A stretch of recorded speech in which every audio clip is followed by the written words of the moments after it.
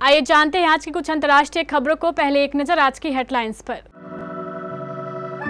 मैं आतंकवादी नहीं, हाईकोर्ट में क्यों बोले दिल्ली के सीएम अरविंद केजरीवाल। अमृतपाल सिंह और इंजीनियर राशिद ने ली सांसद पद की शपथ, पुलिस हिरासत में पहुंचे संसद। इस्तीफे के बाद जेपी नड्डा से मिले किरोड़ी लाल मीणा, सीएम भजन लाल शर्मा को लेकर दिया बड़ा बयान। बिहार में 11 इंजीनियर सस्पेंड, 17 दिन में 12 पुल गिरने पर एक्शन। भारी बारिश के चलते नैनीताल के सभी स्कूल आज भी बंद, मौसम विभाग की चेतावनी। मैं यूक्रेन युद्ध समाप्त कर सकता हूं, ट्रंप की टिप्पणी पर पुतिन बोले, हम इसे गंभीरता से लेते हैं। नॉर्वे में भीड़ द्वारा हमला किए जाने से परेशान हुए आइसो स्पीड, बोले मैं फिर कभी यहां नहीं आऊंगा। सड़क पर तेज रफ्तार में जा रहा था यूएफओ, पुलिस ने रोका और फिर मामला इंटरनेट पर छा गया। कल्कि में अमिताभ बच्चन से पीटना चाहते थे प्रभास, डायरेक्टर बोले ये बहुत बड़ी बात है। ओलंपिक की तैयारियों में जुटे खिलाड़ी से पीएम मोदी ने की बात। दिल्ली एक्साइज पॉलिसी घोटाले में दिल्ली के मुख्यमंत्री अरविंद केजरीवाल की जमानत याचिका पर शुक्रवार 5 जुलाई यानी आज दिल्ली हाईकोर्ट में सुनवाई हुई।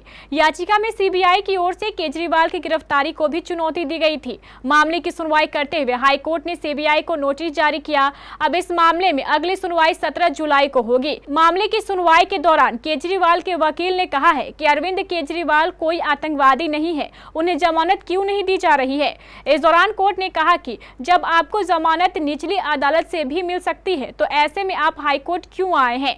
कोर्ट ने सुनवाई के दौरान सीबीआई को अपना जवाब दाखिल करने के लिए नोटिस जारी करने के साथ साथ समय भी दिया है। जेल में बंद खालिस्तान समर्थक अमृतपाल सिंह और कश्मीरी नेता शेख अब्दुल्ला राशिद ने शुक्रवार को सुरक्षा कर्मियों की भारी तैनाती के बीच सांसद के रूप में शपथ ली। दोनों को कोर्ट ने लोकसभा सदस्य के रूप में शपथ लेने के लिए पैरोल दी थी। दरअसल इंजीनियर राशिद के नाम से मशहूर राशिद गैर कानूनी गतिविधि अधिनियम के तहत दर्ज आतंकवाद के वित्त पोषण के मामले में दिल्ली की तिहाड़ जेल में बंद है, जबकि अमृतपाल सिंह एनएसए के तहत असम की डिब्रूगढ़ जेल में बंद है। पीटीआई के मुताबिक एक सूत्र ने बताया है कि दोनों को भारी सुरक्षा के बीच संसद लाया गया और औपचारिकताएं पूरी करने के बाद निर्वाचित सांसदों ने लोकसभा अध्यक्ष के रूप में शपथ ली।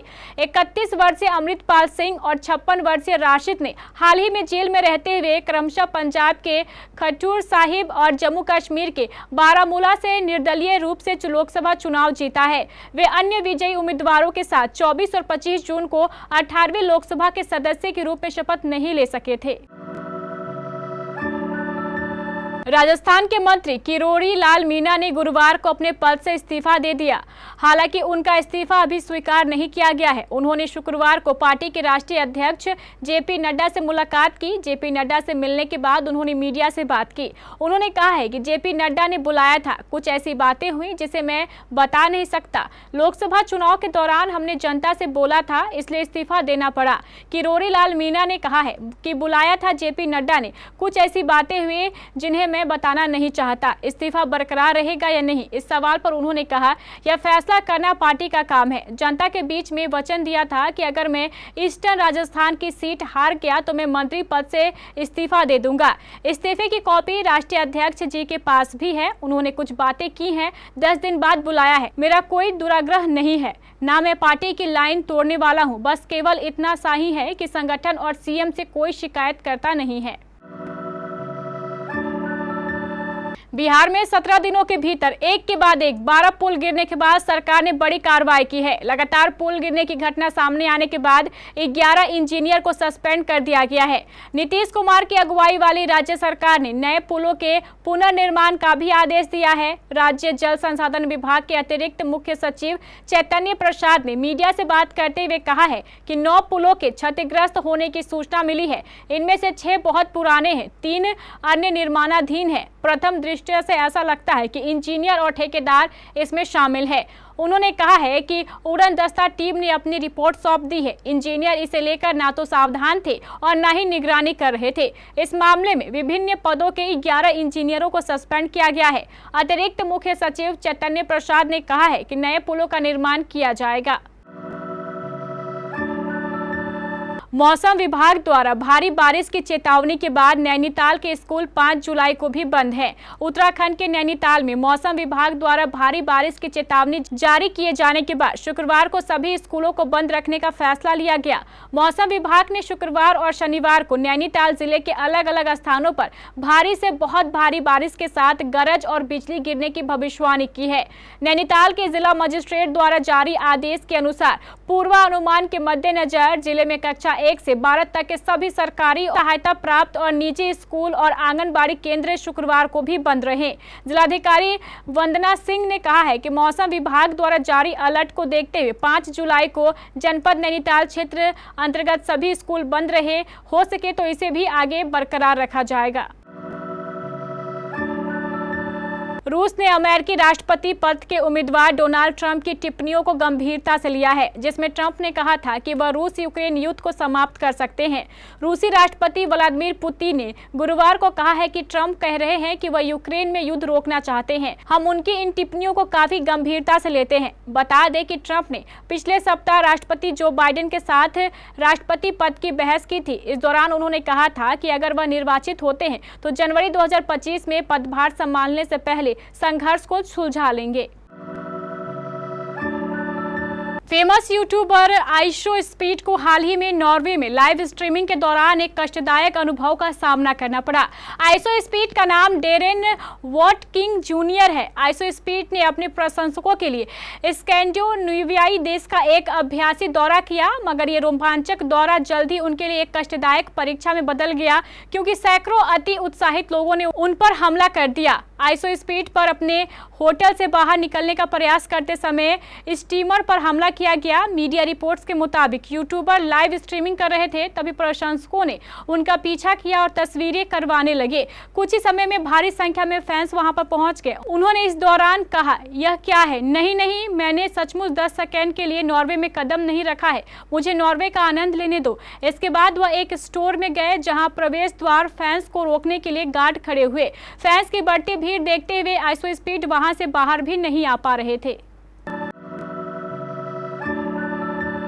कई बार लोग ऐसी चीजें बनाने में भी कामयाब हो जाते हैं जिसे देखकर अच्छे से अच्छा शख्स भी गच्चा खा जाए। न्यू मैक्सिको के Oklahoma highway patrol trooper Ryan वेनवेले टर्नर टर्न टाइप पर रूटीन पेट्रोलिंग के दौरान कुछ ऐसा नजारा दिखा कि वहां मौजूद सभी ऑफिसर्स हैरान रह गए। दरअसल उन्होंने एक गाड़ी दिखी जो बिल्कुल यूएफओ जैसी दिख रही थी। इस गाड़ी का नंबर प्लेट भी आंशिक रूप से ही दिख रहा था। पुलिस ने इस यूएफओ शेप की कार को रोकी तो देखा कि अंदर 2 लोग बैठे थे। दरअसल ये दोनों रोजवेल यूसोफो फेस्टिवल में हिस्सा लेने के लिए न्यू मैक्सिको जा रहे थे। उन्होंने पुलिस को अपनी गाड़ी की पूरी जानकारी दी। पुलिस ने उन्हें टिकट देने की जगह चेतावनी दी और इस कार की तस्वीर भी क्लिक कर सोशल मीडिया पर शेयर कर दी। इस साल की सबसे बड़ी इंडियन फिल्म कल्कि 2898 एडी के डायरेक्टर नाग अश्विन की खूब तारीफ हो रही है। फिल्म में माइकोलॉजी के साथ साइंस फिक्शन को मिलाकर उन्होंने जो कहानी तैयार की है वो थिएटर्स में जनता का अटेंशन पकड़कर रखने में बहुत कामयाब हो रही है। नाग अश्विन ने अपनी फिल्म में एक और बड़ा कमाल किया है। एक ही फिल्म में प्रभास, अमिताभ बच्चन, दीपिका पादुकोण और कमल हसन जैसे बड़े स्टार्स को कास्ट कर लेना कोई हल्की अचीवमेंट नहीं है।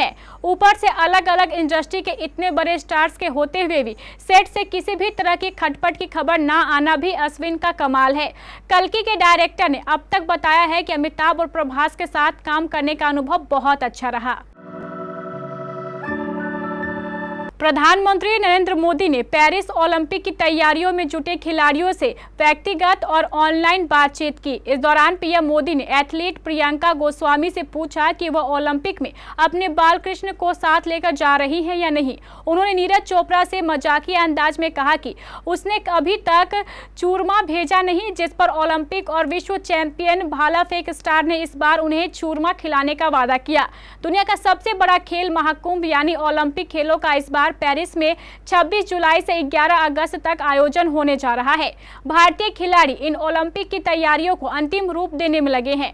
स्विट्जरलैंड में अभ्यास कर रही पैदल चाल खिलाड़ी प्रियंका गोस्वामी से प्रधानमंत्री ने पूछा कि इस बार भी बालकृष्ण को लेकर जा रही हो या ना। इस पर गोस्वामी ने कहा, जी हाँ, यह उनका भी दूसरा ओलंपिक है।